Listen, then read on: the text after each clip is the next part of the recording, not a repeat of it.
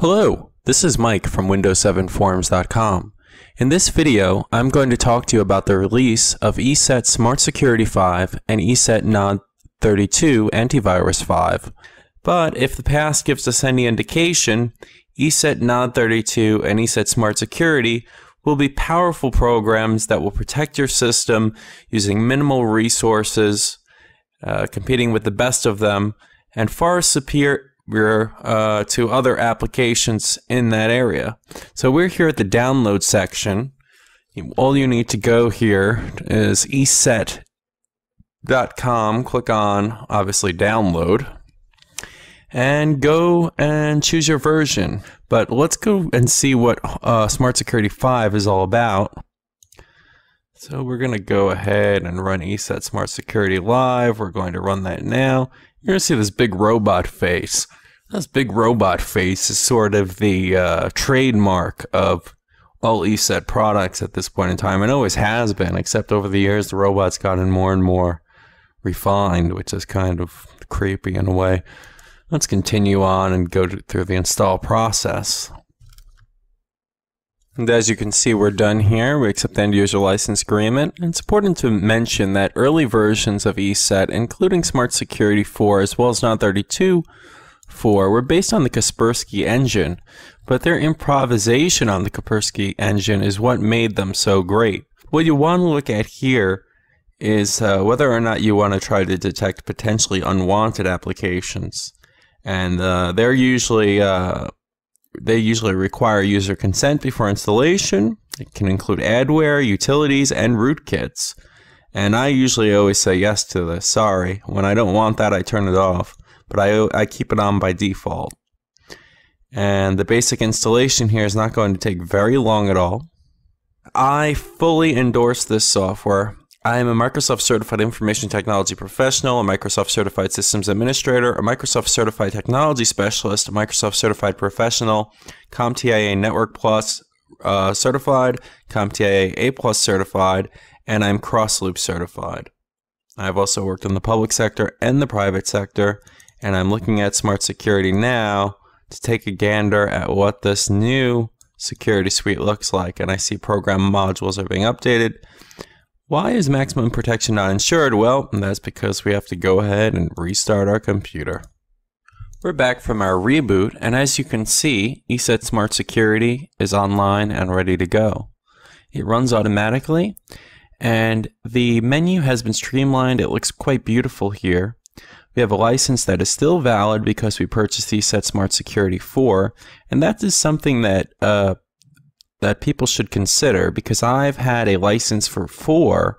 I recently renewed it, and they never have a problem giving you the next version of the software. Whether it was 3 to 4 or 4 to 5, they always allow you to go ahead and upgrade. Now, VMware Workstation, that's a whole different ball of wax. They just came out with a new version that supports Windows 8 pre-release builds, and they charge $99 for that upgrade. And Randy Baker, our CCNA over at Windows7Forums.com, can attest to having to upgrade to the new version of VMware Workstation, as well as myself. So we take a look at this, and you're going to see some new features. For one, you've got parental controls. That's the big one that we see here. And you can define some new parental controls, all right, and base it on child, teenager, or parent, okay? And let's take a look at what that does exactly. If we use the role of child, you can block all sorts of stuff automatically, okay? These are websites based on criminal activity. You can block search engines, proxies, alcohol, and tobacco. This is just web page content filtering. Then you can go to block and allowed content, and you have a list where you can choose the web pages themselves. So for parental controls, this is very good.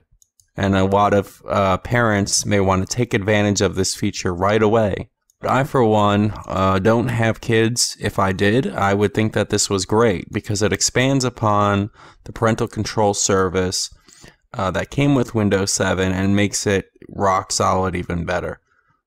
So I'm very happy with that. And of course, you can go back to some of the defaults, I believe, but we'll go ahead and set parent right here. And we'll set parent right here for Mike. Now you can disable parental controls altogether. Now you have some options under tools, but let's go here and just look at home. We can look at statistics,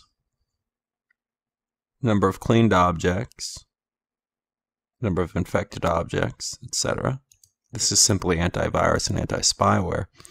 You have file system protection, email client protection, web access protection, and email client anti-spam protection. Now for computer scans, we can do a smart scan. And this is with default settings for all local disks, automatically cleans threats. A custom scan can be used to just simply, if we wanted to simply scan the operating memory of the computer or scan a certain drive of the computer, we certainly can, and we can scan without cleaning automatically. We can use a certain profile. An in-depth scan would be the most detailed scan. It would take quite a while. And it would take use advanced heuristics, use all sorts of different devices to meet its objective. And that's really where this software shines, I've got to say. It's got the best in the wild detection. So even if you don't have the latest virus definitions, you'll still be able to detect viruses and threats against your system. You can see our setup here. And we have computer settings, real-time system protection. We can disable any of these at any time. HIPS, this is a new functionality. And this is a self-defense of the host intrusion protection system. That's to prevent rootkits. It's a very powerful function that has been added in this version. You have the ability to enable gamer mode. And gamers will love this. What this does is that it disables almost everything so that your installation of software or your running of a game won't be hindered by the power of this great detection model. We can go and look at log files, and you'll see that I've had threats over time that have been termed threats. Registry Booster at one time was seen as a threat, but it's not. But we've seen a variant of a Trojan. We've seen Java exploits. These have come from different websites, including some Fox phishing websites here. dyndns.pro. Never go to that site. It's not a real website whatsoever. It is a phishing site.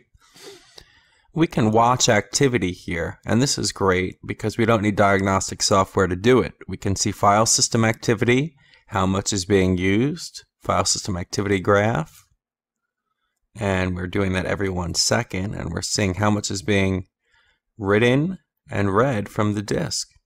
Ready? We can do a scheduler, and with the scheduler, we can schedule automatic updates, automatic scans. We already have an automatic startup scan for file checking.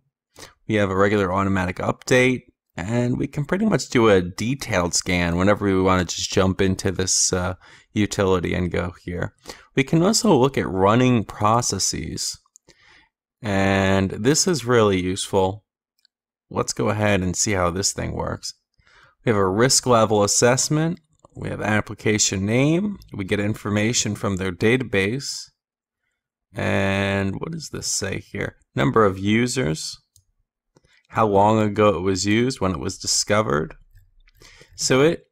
And you see something like this Acro Tray. Now this is Adobe Acrobat, and it gets a high risk level because Acrobat is constantly, constantly find vulnerabilities with Acrobat, and they're constantly patched, and that's simply the truth. And so it's telling you the truth here. It's not, they're not working with Adobe to say, hey, no, we're not going to put you on our risk list. They say, screw that. No, we're going to put you on our risk list because your software is risky. And it's the truth. We see security alerts for their software all the time. Adobe is very good at patching them. But if you're running acrotray.exe, you should be very aware of the fact that Adobe Acrobat, in many cases, can be a security risk to your system.